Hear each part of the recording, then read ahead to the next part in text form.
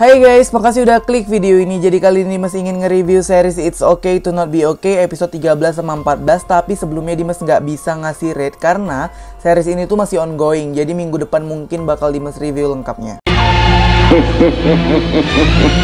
Tapi sejauh ini memang series ini cukup bagus banget sih. Kayaknya udah pada tahu lah ya, Kim Soo Hyun sama So Ye Ji. Bagi kalian yang belum tahu series ini tentang apa, singkatnya kayak gini lah ceritanya. Ada dua bersaudara bernama Gang Tae dan Sang Tae, dimana mereka itu dari kecil ibunya itu udah wafat dan mereka itu harus survive sendiri gitu. Pokoknya mereka harus hidup mandiri, dimana abangnya si Gang Tae ini kan mengidap penyakit autisme. Nah pada saat itu dia tuh harus membesarkan abangnya, dia harus melindungi abangnya kemanapun ia pergi. Karena ibu mereka itu udah nggak ada dari kecil, maka dia itu haruslah menanggung apa yang dibuat abangnya dan juga sifat-sifat dari abangnya itu yang nggak kayak orang biasanya. Dan abangnya itu suka banget sama dongeng, dimana penulis dongeng itu adalah Ko Mun Young, dimana Ko Mun Young ini adalah penulis dongeng yang terkenal pada masa itu. Ternyata Ko Mun Young ini juga memiliki nasib yang sama Gang Tae dan Sang Tae, dimana masalah keluarganya juga ada. Pas kecil, si Mun Young ini kayak dicekek gitu sama ayahnya, dan ibunya juga didorong dari lantai 2. Pokoknya singkatnya seperti itulah. Intinya nasib orang tuh sama, makanya mereka kayak bertemu dan jodoh gitu. Dan sebenarnya menarik di series ini tuh karena penuh misteri banget. Yang pertama Dimas mau selalu sama actingnya Sang Tae, dimana kan dia berperan sebagai orang yang mengidap autisme, dimana kan dia normal gitu. Dia harus memperagakan bagaimana sih jadi orang yang autis gitu. Dan itu actingnya pasti sangat susah. Oke, yang pertama di episode 13 dibuka dengan si Gang Tae ini, dia ada di dalam mobil, dia menemukan sepucuk surat. Nah, pasti itu ibunya Mun Young kan yang membuat surat seperti itu. Di episode 13 ini juga menyebutkan bahwasannya si Gang Tae ini sedih gara-gara dia harus tahu kebenarannya bahwasanya yang menghabisi orang tuanya adalah ibunya Mun Young. Di sini diperlihatkan bahwasanya dia juga merasa bersalah sama si Sang Tae. Dan sebenarnya kan di episode 12 kan itu nggak dijelaskan pada saat photoshoot. Nah di episode 13 ini itu kayak flashback pada saat si Gang Tae ini nggak mau diajak ke photoshoot. Nah pokoknya alurnya mundur gitu sih di sini. Nah selanjutnya Gang Tae ini menyebutkan bahwasanya di episode 13 ini dia tuh kayak capek kali ngerawat seseorang, melindungi seseorang, dan itu merupakan kewajiban dia juga untuk mencari uang. Tapi di sini akhirnya dia nggak mau untuk keterpaksaan itu berlanjut. Dia kayak lebih tabah dan semangat, dan dia bilang bahwasanya melindungi keluarga itu sebuah perbuatan yang keren dan luar biasa. Scene berpindah di mana kepala perawatnya dia ada bilang bahwasanya orang tua pasti punya alasan tersendiri. Dia kayak Dimas kayak udah mikir sebenarnya di episode 13 ini udah kelihatan banget di mana si kepala perawatnya ini adalah ibunya Mun Young. Scene berpindah di mana si Gang Tae sama si Mun Young itu kayak pulang dari photoshoot, kayak kecupan gitulah. Nah setelah itu si Gang Tae kan masuk ke kamar. Nah di sana si Sang Tae itu bertanya sama si Gang Tae bahwasanya kenapa pipimu merah, kamu habis kayak melakukan kecupan gitu ya. Terus si Gang Tae ini kan kayak malu-malu gitu, di situ cute banget asli. Kan si Sang Tae bilang bahwasanya lebih baik kecupan daripada berantem. Nah di sini sebenarnya Dimas speechless banget sih sama si Sang Tae, dimana dia tuh kayak udah memaklumi adiknya gitu, memang udah menjadi bagian dari Mun Young, yaitu ya mereka kayak pacaran gitu kan. Mantep banget, si Sang Tae lebih dewasa di sini, udah lebih merestui gitu lah. Nah si Sang Tae ini sebenarnya udah pengen banget ngegambar kupu-kupu karena dia mau dia tuh cepat-cepat keluar dari traumanya. Nah scene berganti di mana kepala perawatnya ini kayak sok mau nangis gitu, ibaratkan dia itu kayak sedih gitu akan keskaratan dari papanya Mun Young. Akhirnya kan papanya Mun Young udah nggak ada. Nah di episode 13 ini di ending juga diperlihatkan bahwasanya kepala perawat itu kayak mengendarai mobil tapi ada kupu-kupu di sebelah kanan, sementara ibunya Mun Young terus kupu-kupunya itu di sebelah kiri. Di sini sebenarnya kayak apa sih, apakah memang si perawat ini adalah ibunya Mun Young?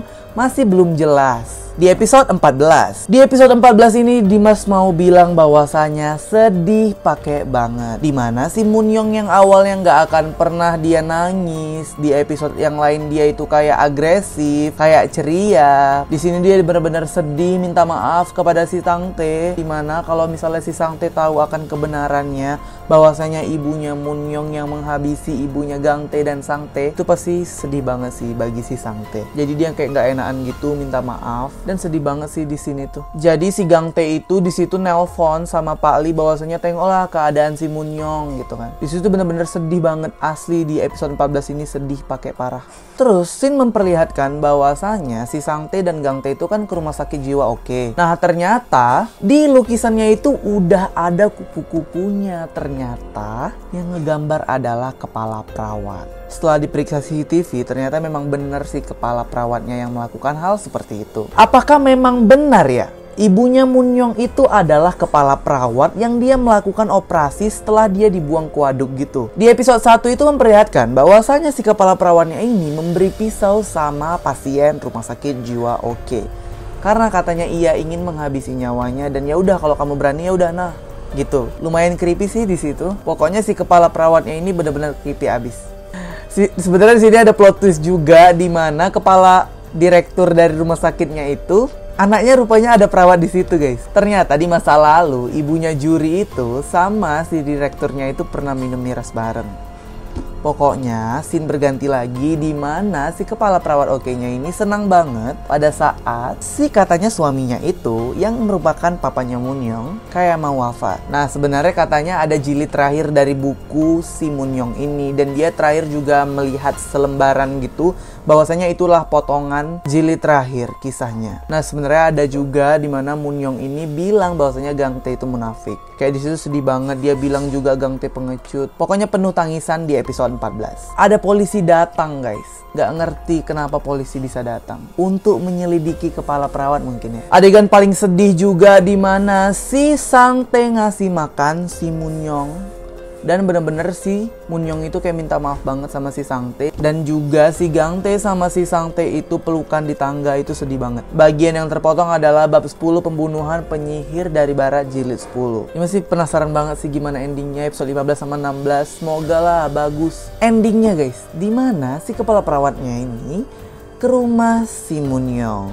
Ya mungkin ya rumahnya dia kalau memang dia ibunya si Moon-young. Tapi dia menculik si Sang Tae dan Sang Tae itu tertidur. Nggak ngerti apakah Sang Tae di situ dibiusnya atau gimana, masih nggak ngerti. Dan terakhirnya ketawanya creepy abis, creepy banget di situ. Pokoknya kalian wajib nonton lah. Pokoknya di series ini tuh sangat menguras emosi dan air mata. 7 teori it's okay to not be okay yang kadang belum kalian ketahui. 1. Sang Tae dan Moon-young katanya bersaudara, di mana ibunya Juri pernah bilang bahwasanya kalian dua itu mirip. Nah di situ Dimas sudah mulai curiga sih bahwasanya si Sang Tae sama Moon-young ini bisa aja ada hubungan darah. Yang kedua adalah Sang Tae dan Gang Tae ternyata tidak saudara kandung. Jelas aja pada saat ibunya Moon-young menghabisi ibunya Gang Tae, di situ dia bilang bahwasanya biarlah aku yang menjaga anakku sendiri, biarlah aku yang mengurus anakku sendiri. Yang ketiga adalah teori ibu Okeran sebagai ibu kandungnya Moon-young. Awalnya sih Dimas mikirnya juga gitu karena dia tahu ultah dari si Moon-young kapan dan juga dia ke rumahnya Moon-young pun tahu. Tapi teori ini bercerita tentang kenapa dia bisa tahu, karena ya memang dia penggemar ibunya. Kalau misalnya sebagai fans pasti biasanya bakal tahu gimana kehidupan idola kita dan juga ulang-ulang tahun anaknya atau juga rumah dari idolanya. Yang keempat adalah yang menghabisi ibunya Gang Tae adalah ibunya Moon-young. Ya jelas aja udah ada cuplikan-cuplikannya dan itu sedih banget. 5. Kepala perawat adalah ibunya Moon-young yang sebenarnya. Ini bisa jadi katanya juga oplas dan creepy abis sih. Masih berseliweran bahwasanya yang bilang kepala perawatnya ini sebenarnya bukan ibunya Moon-young. Masih kayak ragu gitu orang-orang. Tapi si Dimas agak percaya sih bahwasanya dia yang bikin ibunya Gang Tae gak ada. Ada juga yang mengatakan bahwasanya ibunya Moon-young ternyata memang udah gak ada. Hal ini berdasarkan kesaksian dari ayahnya yang dia menghabisi ibunya Moon-young lantaran dia tahu bahwasanya ibunya Moon-young ini menghabisi ibunya Gang Tae. Jadi dia nggak mau menjadi korban selanjutnya. Setelah itu bapaknya ini kayak mengalami gangguan jiwa dan akhirnya dilarikan ke rumah sakit jiwa Oke. Nah katanya juga sebenarnya yang psycho itu adalah si Gang Tae. Ini Dimas baru denger sih teorinya. Karena kepribadiannya yang lebih diam ketimbang si Moon-young. Orang psycho kan memang biasanya pendiam. Sikap dia tuh diam dan dingin. Senyumnya tuh creepy banget dan temannya bilang bahwa senyumnya tuh kayak Joker. Jadi ini menggiring opini bahwasanya kita tuh memperhatikan si Moon-young sebagai si psycho. Padahal sebenarnya kalau mau ditelusuri lebih dalam katanya si Gang Tae yang psycho. Katanya orang yang psycho itu nggak pernah mengenal rasa takut. Sama halnya dengan si Gang Tae. Gimana menurut kalian? Komen di bawah. Makasih udah nonton review ini sampai habis. Sampai jumpa di video berikutnya. Oh iya, kita bakal jumpa lagi di review 15 sama 16 minggu depan. Terima kasih.